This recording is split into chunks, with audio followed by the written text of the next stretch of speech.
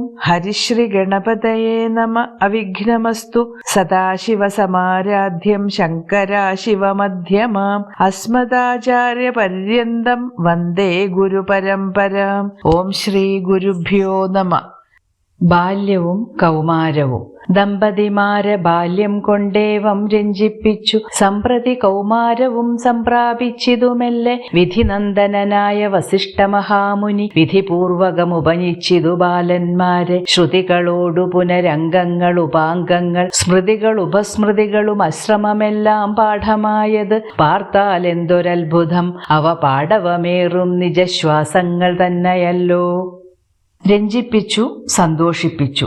സമ്പ്രതി ഇപ്പോൾ, സംപ്രാപിച്ചു, പ്രാപിച്ചു. വിധിനന്ദനൻ ബ്രഹ്മാവിന്റെ പുത്രൻ വസിഷ്ഠ മഹർഷി. വിധിപൂർവകം വിധിയാം വണ്ണം. ഉപനിച്ചു, ഉപനയനം കഴിച്ചു. ഉപനയനം എന്നാൽ വിദ്യാഭ്യാസത്തിനായി ഗുരുവിന്റെ സമീപത്തേക്ക് നയിക്കുക എന്നതാണ്. പൂണൂൽ ധരിക്കുക എന്നത് ഉപനയനത്തിലെ പ്രധാന ചടങ്ങാണ്. ശ്രുതി വേദം, ശ്രവിക്കപ്പെട്ടത് എന്നർത്ഥത്തിൽ വേദത്തെ ശ്രുതി എന്ന് പറയുന്നു. അപൗരുഷേയമായ അറിവാണ് വേദം. പലവിധമായ അറിവിനെ നൽകുന്നതും ഉച്ചാരണത്തിൽ പോലും മഹിമയേറിയതും പരിശുദ്ധവുമായ ധാർമ്മിക ഗ്രന്ഥങ്ങളാണ് വേദങ്ങൾ. പരബ്രഹ്മത്തിന്റെ ശ്വാസത്തിൽ നിന്നാണ് വേദങ്ങളുടെ ഉത്ഭവം എന്ന് ഐതിഹ്യം. ഋക്ക്, യജുസ്, സാമം, അഥർവം എന്ന് 4 വേദങ്ങൾ. അംഗങ്ങൾ വേദാംഗങ്ങൾ, വേദത്തിന്റെ അംഗം. വേദമന്ത്രങ്ങളുടെ അർത്ഥം മനസ്സിലാക്കി വേദോക്തമായ കർമ്മം വേണ്ട രീതിയിൽ അനുഷ്ഠിച്ച് മഹത്വം നേടുവാൻ സഹായിക്കുന്നവ.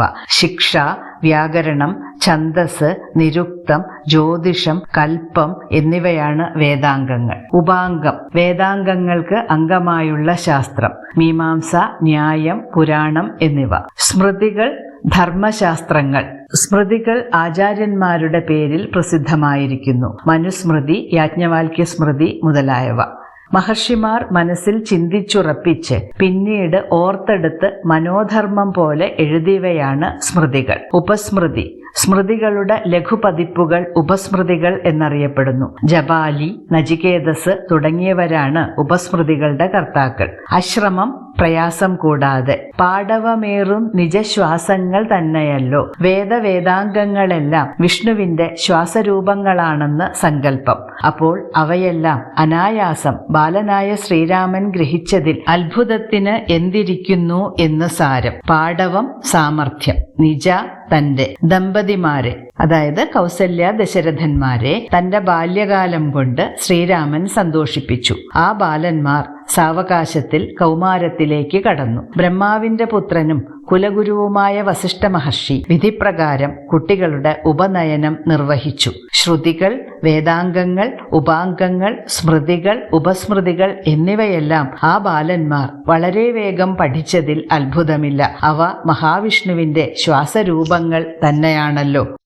സകല ചരാചര ഗുരുവായി മരുവിടും ഭഗവാൻ തനിക്കൊരു ഗുരുവായി ചമഞ്ഞിടും. സഹസ്രപത്രോദ്ഭവപുത്രനാം വസിഷ്ഠന്റെ മഹത്വമേറും ഭാഗ്യമെന്തു ചൊല്ലാവതോർത്താൽ. ധനുർവേദാംബോനിധി പാരകന്മാരായി വന്നു തനയന്മാരെന്നതു കണ്ടോരു ദശരഥൻ. മനസ്സി വളർന്നൊരു പരമാനന്ദം പൂണ്ടു മുനിനായകനെയും ആനന്ദിപ്പിച്ചു നന്നായി.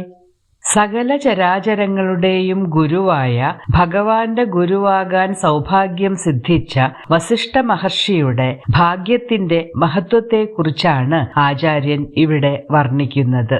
സകല ചരാചരം, ചരവും അചരവുമായ സകല വസ്തുക്കൾ, ജീവനുള്ളതും ജീവനില്ലാത്തതും, മനുഷ്യാദികളും വൃക്ഷാദികളും. സഹസ്രപത്രോദ്ഭവ പുത്രൻ വസിഷ്ഠൻ, സഹസ്രപത്രോദ്ഭവൻ ബ്രഹ്മാവ്, സഹസ്രപത്രം താമര.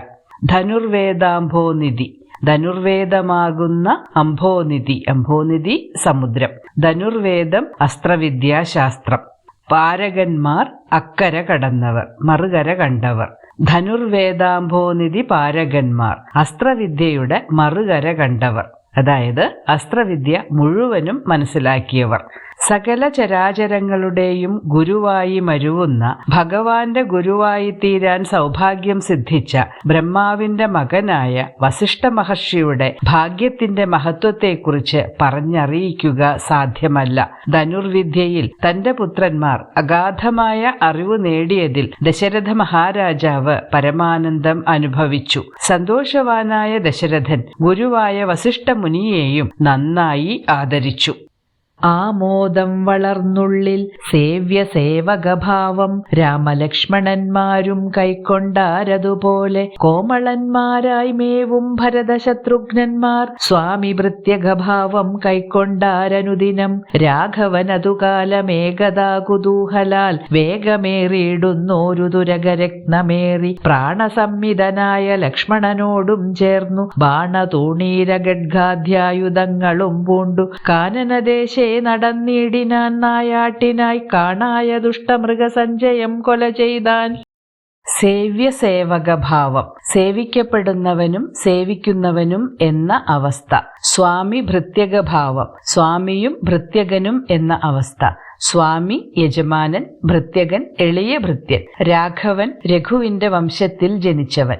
രഘു സൂര്യവംശത്തിലെ പ്രസിദ്ധനായ ഒരു രാജാവായിരുന്നു. ഏകദാ ഒരിക്കൽ, കൗതൂഹലാൽ കൗതുകത്തോടെ, തുരകരത്നം ലക്ഷണമൊത്ത കുതിര, പ്രാണസംമിതൻ പ്രാണതുല്യൻ, ബാണതൂണീര ഗഡ്ഗാദ്യായുധങ്ങൾ, ബാണം തൂണീരം ഗഡ്ഗം തുടങ്ങിയ ആയുധങ്ങൾ. ബാണം അമ്പ്, തൂണീരം ആവനാഴി, ഗഡ്ഗം വാൾ. കാനനദേശം വനപ്രദേശം. ദുഷ്ടമൃഗസഞ്ചയം, ദുഷ്ടമൃഗങ്ങളുടെ കൂട്ടം. സന്തോഷം നിറഞ്ഞ മനസ്സോടെ സേവിക്കപ്പെടുന്നവന്റെയും സേവകന്റെയും ഭാവം രാമലക്ഷ്മണന്മാർ കൈക്കൊണ്ടു. അതുപോലെ തന്നെ കോമളന്മാരായി വളരുന്ന ഭരതശത്രുഘ്നന്മാർ സ്വാമി ഭൃത്യക ഭാവവും സ്വീകരിച്ച് അനുദിനം കഴിച്ചുകൂട്ടി. അങ്ങനെ കഴിയുന്ന കാലത്ത് ഒരിക്കൽ രാഘവൻ വർദ്ധിച്ച കൗതുകത്തോടുകൂടി വേഗത്തിൽ പായുന്നതും ലക്ഷണമൊത്തതുമായ കുതിരപ്പുറത്തു കയറി പ്രാണതുല്യനായ ലക്ഷ്മണനോടൊപ്പം അമ്പ്, അവനാഴി, വാൾ തുടങ്ങിയ ആയുധങ്ങളോടും കൂടി മൃഗയാവിനോദത്തിൽ ഏർപ്പെടുന്നതിനായി കാനനത്തിലേക്ക് പോയി. അവിടെ വെച്ച് കണ്ണിൽ കാണായ ദുഷ്ടമൃഗസഞ്ചയത്തെ മുഴുവനും കൊന്നൊടുക്കി. ഹരിണ ഹരി കരി കരടി ഗിരിഗിരി ഹരി ശാർദൂലാദികളമിത വന്യമൃഗം വധിച്ചു കൊണ്ടുവന്നു ജനകൻ കാൽക്കൽ വെച്ചു വിധിച്ചവണ്ണം നമസ്കരിച്ചു വണങ്ങിനാൻ. നിത്യവും ഉഷസ്സുഷസ്സുദ്ധായ കുളിച്ചൂത്തു ഭക്തി കൈക്കൊണ്ടു സന്ധ്യാവന്ദനം ചെയ്ത ശേഷം ജനകജനനിമാർ ചരണാംബുജം വന്ദിച്ചനുജനോടു ചേർന്നു പൗരകാര്യങ്ങളെല്ലാം ചിന്തിച്ചു. ദണ്ഡനീതി നീങ്ങാതെ ലോകം തങ്ങൾ സന്തതം രഞ്ജിപ്പിച്ചു ധർമ്മപാലനം ചെയ്തു. ഹരിണം മാൻ, ഹരി സിംഹം, കരി ആന, ഗിരിഗിരി മലയിലെ പന്നി, ഹരി കുരങ്ങ്. രണ്ടാമത് ഉപയോഗിച്ചിരിക്കുന്ന ഹരി ശബ്ദത്തിന് കുരങ്ങ് എന്നർത്ഥം സ്വീകരിക്കാം. ശാർദൂലം കടുവ, ജനകൻ പിതാവ്. അമിത വന്യമൃഗം വധിച്ച് അനേകം കാട്ടുമൃഗങ്ങളെ കൊന്ന്. ഉഷസ്സുഷസ്സുദ്ധായ, ഉഷസി ഉഷസി ഉദ്ധായ, പ്രഭാതം തോറും. ജനകജനനിമാർ മാതാപിതാക്കൾ. ഉദ്ധായ എഴുന്നേറ്റിട്ട്. ദണ്ഡനീതി നീതിശാസ്ത്രം, ദണ്ഡ്യന്മാരെ ദണ്ഡിപ്പിച്ച് ശാസനയിൽ നിർത്തുന്ന രാജനീതിയാണ് ദണ്ഡനീതി. ഹരിണം, ഹരി, കരി, ഗിരിഗിരി, ശാർദൂലം തുടങ്ങി ധാരാളം വന്യമൃഗങ്ങളെ വധിച്ച് അവയുടെയെല്ലാം ശരീരം പിതാവായ ദശരഥ മഹാരാജാവിന്റെ മുന്നിൽ കൊണ്ടുവന്നു വെച്ച് വിധിപ്രകാരം നമസ്കരിച്ച് വണങ്ങി. തുടർന്ന് എല്ലാ ദിവസവും അതിരാവിലെ എഴുന്നേറ്റ് കുളിച്ച് ജപിച്ച് പ്രഭാത സന്ധ്യാവന്ദനം നടത്തിയ ശേഷം മാതാപിതാക്കളുടെ പാദപങ്കജം നമസ്കരിക്കുന്നു. തുടർന്ന് അനുജനായ ലക്ഷ്മണനോടൊപ്പം പൗരജനങ്ങളുടെ സകല കാര്യങ്ങളെക്കുറിച്ചും വിചാരം ചെയ്ത് യാതൊരു വിട്ടുവീഴ്ചയും കൂടാതെ ദണ്ഡനീതി നടപ്പാക്കി ലോകത്തിൽ ധർമ്മപരിപാലനം ചെയ്ത് ലോകവാസികളെ സന്തോഷിപ്പിച്ചു.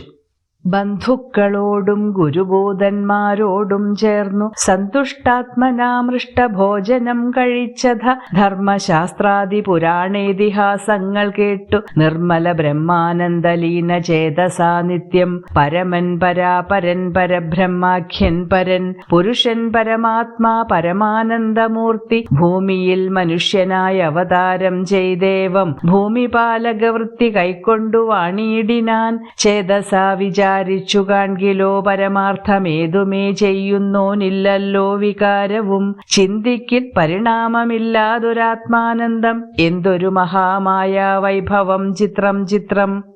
സന്തുഷ്ടാത്മന സന്തുഷ്ടമായ മനസ്സോടുകൂടി, മൃഷ്ടഭോജനം തൃപ്തികരമായ ഭക്ഷണം, ധർമ്മശാസ്ത്രം രാജനീതി സൽപ്രവൃത്തികളിൽ അന്തർഭവിച്ചിരിക്കുന്ന നിയമങ്ങളെ വിശദീകരിക്കുക എന്നതാണ് ധർമ്മശാസ്ത്രത്തിന്റെ കൃത്യം.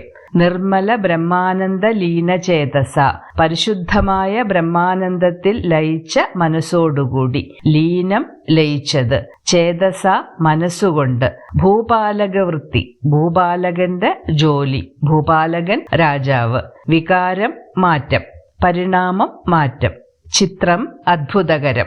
ബന്ധുജനങ്ങളോടും ഗുരുബോധന്മാരോടും ഒപ്പം സന്തോഷത്തോടെ സമൃദ്ധമായ ഭക്ഷണം കഴിച്ചതിനു ശേഷം ധർമ്മശാസ്ത്രങ്ങൾ പുരാണേതിഹാസങ്ങൾ മുതലായവ ശ്രവിച്ച് ഏറ്റവും പരിശുദ്ധവും പരമാനന്ദത്തിൽ അലിഞ്ഞതും ആയ മനസ്സോടുകൂടി ഭൂമിയിൽ മനുഷ്യനായി അവതരിച്ച പരമാനന്ദമൂർത്തി ഇത്തരത്തിൽ രാജാക്കന്മാരുടെ കർമ്മങ്ങൾ അനുഷ്ഠിച്ചുകൊണ്ട് ഭൂമിയിൽ വാണു. ചിന്തിച്ചു നോക്കിയാൽ ഈശ്വരൻ യാതൊന്നും പ്രവർത്തിക്കുന്നില്ല. അദ്ദേഹത്തിന് യാതൊരു മാറ്റവും സംഭവിക്കുന്നില്ല. ഒരു പരിണാമവും ഇല്ലാത്ത ആത്മാനന്ദം മഹാമായയുടെ അതിവിചിത്രമായ വൈഭവം തന്നെയാണ്.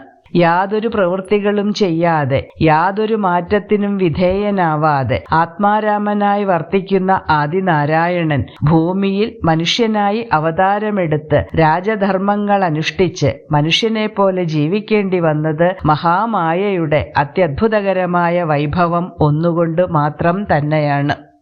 വിശ്വാമിത്രന്റെ യാഗരക്ഷ. അക്കാലം വിശ്വാമിത്രനാകിയ മുനികുലമുഖ്യനും അയോധ്യയ്ക്കമ്മാറെഴുന്നള്ളിയിടിനാൻ. രാമനായവനിയിൽ മായയാ ജനിച്ചോരു കോമളമായ രൂപം പൂണ്ടോരു പരാത്മാനം സത്യജ്ഞാനാനന്ദാനന്ദാമൃതം കണ്ടുകൊള്ളുവാൻ ചിത്തത്തിൽ നിറഞ്ഞാശു വഴിഞ്ഞ ഭക്തിയോടെ. വിശ്വാമിത്രനാകിയ മുനികുലമുഖ്യൻ. വിശ്വാമിത്രൻ എന്ന മഹർഷി ശ്രേഷ്ഠൻ. ഉൾക്കടപ്രഭവനായ ഒരു രാജർഷിയായിരുന്നു വിശ്വാമിത്രൻ. രാജാവായിരുന്ന വിശ്വാമിത്രനെ മഹർഷിയാക്കി മാറ്റിയത് വസിഷ്ഠ മഹർഷിയുമായി നേരിട്ട് നടത്തിയ ഒരു സംഘട്ടനമാണ്. രാജാ വിശ്വാമിത്രന്റെ രാജ്യത്തിലായിരുന്നു വസിഷ്ഠ മഹർഷി ആശ്രമം കെട്ടി തപസ് ചെയ്ത് കഴിഞ്ഞിരുന്നത്. ഒരിക്കൽ വിശ്വാമിത്രൻ നായാട്ടിനു പോയ സമയത്ത് വസിഷ്ഠാശ്രമത്തിൽ കണ്ട ദിവ്യ ഗോവായ നന്ദിനിയെ തനിക്ക് ലഭിക്കുവാൻ ആഗ്രഹിച്ചു. അതിന്റെ പേരിൽ നടന്ന യുദ്ധത്തിൽ വസിഷ്ഠൻ ജയിച്ചു. പരാജയത്തിൽ ലജ്ജിതനായ വിശ്വാമിത്രൻ രാജ്യം ഉപേക്ഷിച്ച് വനത്തിൽ പോയി കഠിനമായ തപസ് ആരംഭിച്ചു. തുടർന്ന് അദ്ദേഹം പ്രഭവശാലിയായ രാജർഷിയായി തീർന്നു. അവനി ഭൂമി, കോമളം മനോഹരം, പരാത്മാനം പരമാത്മാവിനെ, സത്യജ്ഞാനാനന്ദാനന്ദാമൃതം സത്യം ജ്ഞാനം അനന്തമായ ആനന്ദാമൃതം തുടങ്ങിയ രൂപത്തോടുകൂടിയ, നിറഞ്ഞാശു വഴിഞ്ഞ, നിറഞ്ഞു കവിഞ്ഞ. അക്കാലത്ത് ഒരു ദിവസം വിശ്വാമിത്ര മഹർഷി അയോധ്യാപുരിയിൽ എത്തിച്ചേർന്നു. രാമൻ എന്ന പേരിൽ ഈ ഭൂമിയിൽ മായാപ്രഭാവം കൊണ്ട് ജനിച്ച് കോമള രൂപത്തെ സ്വീകരിച്ച സത്യജ്ഞാനാനന്ദാനന്ദാമൃതമായ പരമാത്മാവിനെ നേരിട്ടു കാണുന്നതിനു വേണ്ടി മനസ്സ് നിറഞ്ഞ ഭക്തിയോടെയാണ് അദ്ദേഹം അയോധ്യയിലേക്ക് വന്നെത്തിയത്. കൗശികൻ തന്നെ കണ്ടു ഭൂപതി ദശരഥനാശു സംഭ്രമത്തോടും പ്രത്യുത്ഥാനവും ചെയ്തു. വിധിനന്ദനനോടും ചെന്നെതിരേറ്റു യഥാവിധി പൂജയും ചെയ്തു വന്ദിച്ചു നിന്നു ഭക്ത്യാ. സസ്മിതം മുനിവരൻ തന്നോടു ചൊല്ലിയിടിനാൻ.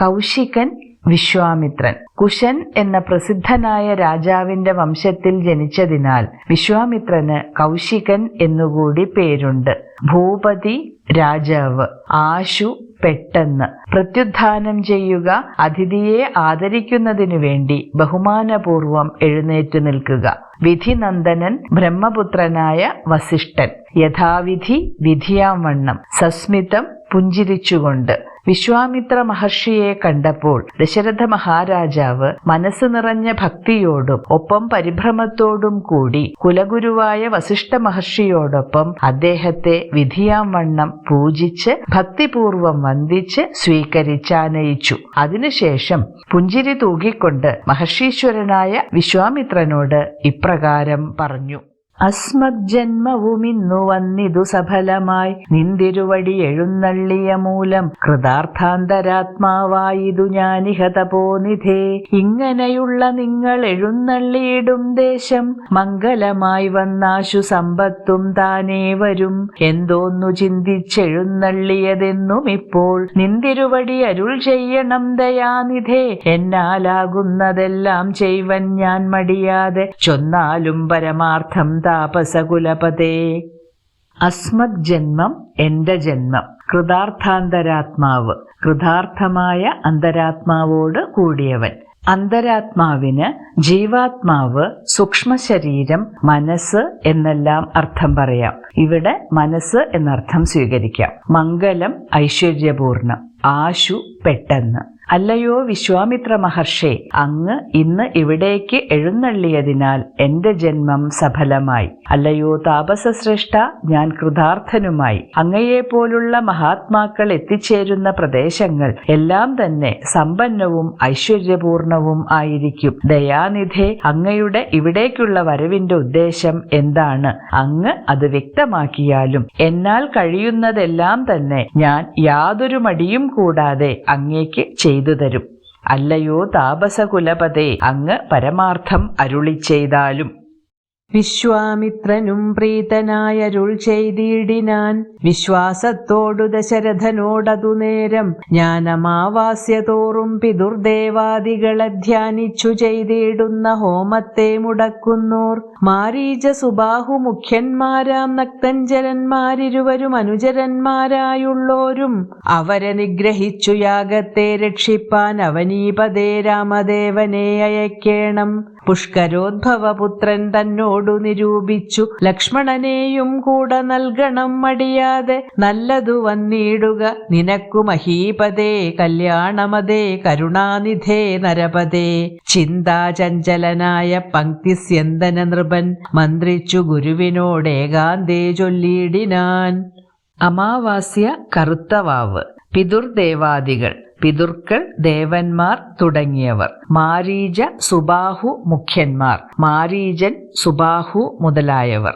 താടകാഭയങ്കരിയുടെയും സുന്ദര രാക്ഷസന്റെയും മക്കളാണ് മഹാശക്തിശാലികളും മായാവികളുമായ മാരീച സുബാഹുക്കൾ. ഇവർ രണ്ടുപേരും ഇണപിരിയാത്ത സഹോദരന്മാരും ആയിരുന്നു. മാരീചൻ തന്റെ പൂർവജന്മത്തിൽ വൈകുണ്ഠത്തിലെ ദ്വാരപാലന്മാരുടെ ഒരു ഭൃത്യനായിരുന്നു. അവിടെ വെച്ച് ഒരിക്കൽ മഹാവിഷ്ണുവിന്റെ അപ്രിയത്തിനു പാത്രമായി. വിഷ്ണു അയാളെ ശപിച്ച് രാക്ഷസനാക്കി. താൻ ശ്രീരാമനായി അവതാരമെടുക്കുമ്പോൾ തന്റെ ങ്ങളേറ്റ് രാക്ഷസാവസ്ഥ മാറുമെന്നും അതിനുശേഷം വൈകുണ്ഠത്തിൽ തിരിച്ചു വരാമെന്നും ശാപമോക്ഷം കൊടുത്തു. നക്തഞ്ജരന്മാർ, രാക്ഷസന്മാർ. നക്തം രാത്രി, രാക്ഷസന്മാർ രാത്രി സഞ്ചരിക്കുന്നവരാണ്. ഇരുവരും രണ്ടുപേരും. അനുചരന്മാർ സഹായികൾ. നിഗ്രഹിച്ച് വധിച്ച്. അവനീപതി രാജാവ്, പുഷ്കരോദ്ഭവപുത്രൻ ബ്രഹ്മാവിന്റെ മകൻ വസിഷ്ഠൻ. മഹീപതി രാജാവ്, കല്യാണമതി സദ്ബുദ്ധിയുള്ളവൻ. നരപതി രാജാവ്, ചിന്താചഞ്ചലൻ ചഞ്ചലചിത്തൻ, ചിന്ത കൊണ്ട് മനസ്സ് പതറിയവൻ. പങ്ക്തിസ്യന്തന നൃപൻ, ദശരഥ മഹാരാജാവ്. ഏകാന്തേ, രഹസ്യമായി.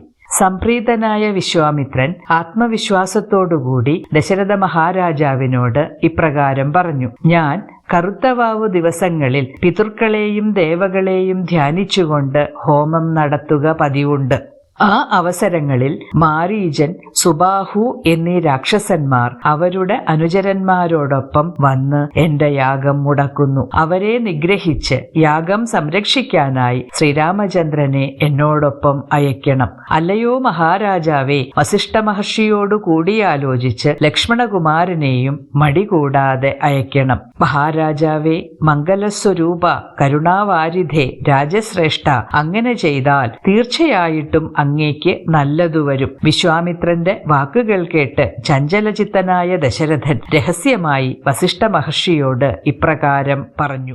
എന്തു ചെയ്വതു ഗുരോ നന്ദനൻ തന്നെ മമ സന്ധ്യജിച്ചിടുവതിനില്ലല്ലോ ശക്തിയൊട്ടും. എത്രയും കൊതിച്ച കാലത്തിങ്കൽ ദൈവവശാൽ സിദ്ധിച്ച തനയനാം രാമനെ പിരിയുമ്പോൾ നിർണയം മരിക്കും ഞാൻ. രാമന് നൽകിയിടാഞ്ഞാൽ അന്വയനാശം കൂടെ വരുത്തും വിശ്വാമിത്രൻ. എന്തോന്നു നല്ലതിപ്പോൾ എന്നു നിന്തിരുവടി ചിന്തിച്ചു തിരിച്ചരുളി ചെയ്തിടുക വേണം.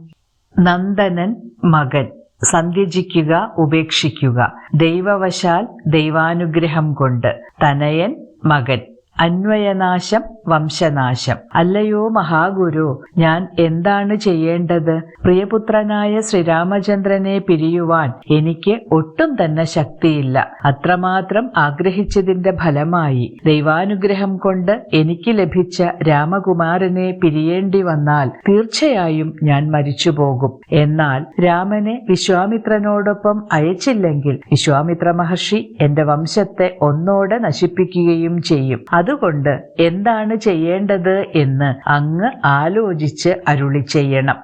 വസിഷ്ഠ മഹർഷിയുടെ ആശ്വാസവചനങ്ങൾ അടുത്ത ഭാഗത്ത് നോക്കാം. ശ്രീരാമചന്ദ്രായ നമഃ.